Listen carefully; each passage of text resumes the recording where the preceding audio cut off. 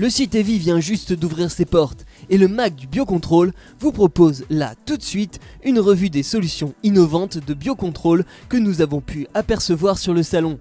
Et vous allez voir qu'elles sont de plus en plus présentes et souvent avec des modes d'action insoupçonnés.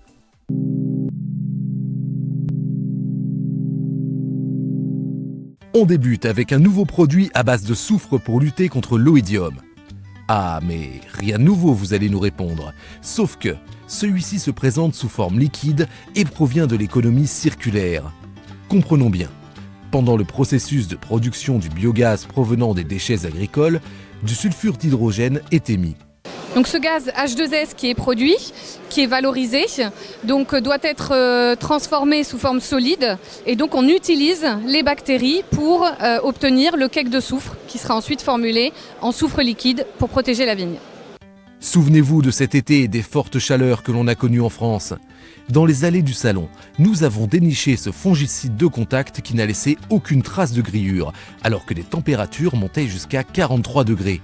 Ce produit va venir modifier le pH des cellules fongiques ainsi que leur pression osmotique, conduisant à l'éclatement des ifs en germination avant que ces dernières ne dessèchent. C'est un produit qui va nettoyer les champignons en surface, donc notamment l'oïdium, et sur les arbres à pépins, les tavelures. Il a aussi un effet intéressant sur botrytis en vigne. C'est aussi un produit qui passe très bien en température élevée, type les températures que nous avons eues cet été dans le sud de la France. Le site Evi avait annoncé cette année que le biocontrôle figurait parmi ses 3 plus grandes tendances. Et ce fongicide à base de levure vivante pour lutter contre le botrytis a été récompensé d'un prix de l'innovation par le salon. On va jouer un peu le rôle d'un pansement en occupant l'espace, une compétition spatiale.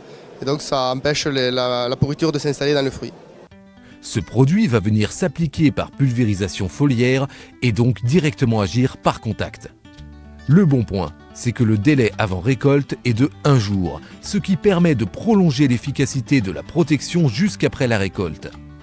Et en parlant de post-récolte justement, on vous réserve pour la fin une machine pour le moins étonnante qui montre comment, grâce à de la lumière pulsée, il est possible aujourd'hui de diminuer les traitements phytosanitaires appliqués sur les fruits. Cette technologie permet donc de flasher les pommes sur un process existant et permet en fait d'éradiquer le développement de pathogènes responsables des maladies de conservation en stockage. En quelque sorte, c'est comme si on projetait de la lumière du soleil de façon plus intense, mais avec une part d'UV qui a des propriétés germicides. À la semaine prochaine pour un nouvel épisode du MAC du Biocontrôle.